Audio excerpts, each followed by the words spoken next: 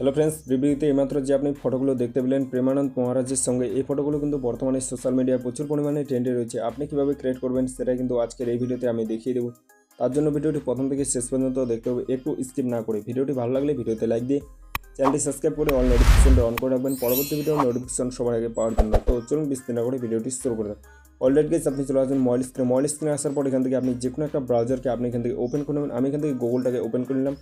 গুগলটাকে open করে নেওয়ার পর এখান থেকে আপনি সার্চ বলে একটা অপশন আছে, এটার মধ্যে আপনি ক্লিক করেন।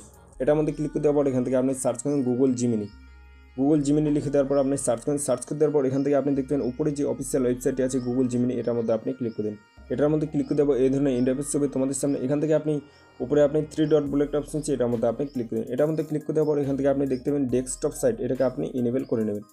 ইনেবল করে নেওয়ার পর এখান থেকে আপনি দেখতে পাবেন হালকা আপনি এরকম করে জুম করে নেবেন। জুম করে নেওয়ার পর এখান থেকে আপনি দেখতেন নিচে প্লাস আইকন আছে, প্লাস আইকনের মধ্যে আপনি ক্লিক করুন। প্লাস আইকনের মধ্যে ক্লিক করে দেওয়ার পর এখান থেকে আপনি দেখতেন আপলোড ফাইল, এটার মধ্যে আপনি ক্লিক করুন। এটার মধ্যে ক্লিক করে দেওয়ার পর এখান থেকে আপনি দুটো অপশন দেখতে পাবেন, ক্যামেরা আর একটা ফটো অ্যান্ড ভিডিও। এখান থেকে আপনি ফটো অ্যান্ড ভিডিওটাকে আপনি সিলেক্ট করে নেবেন।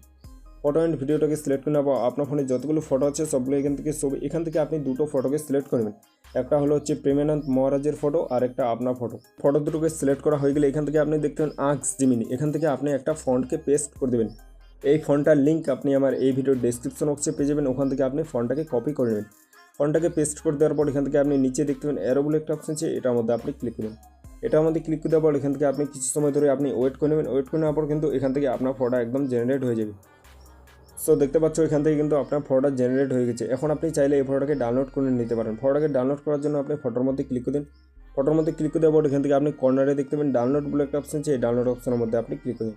ডাউনলোড অপশনের মধ্যে ক্লিক করে দেওয়ার পর দেখতে পাচ্ছ এখান থেকে কিন্তু আপনার ফটোটা ডাউনলোড হয়ে গেছে। সো ফ্রেন্ডস, এই ছিল আজকের ভিডিওটা দেখে যদি একটু ভালো লাগে তাহলে ভিডিওতে লাইক দিয়ে চ্যানেলটি সাবস্ক্রাইব করে। সো দেখা হচ্ছে নেক্সট কোন ধামাকাদার ভিডিওতে, ততক্ষণ ভালো থাকবেন। Thank you.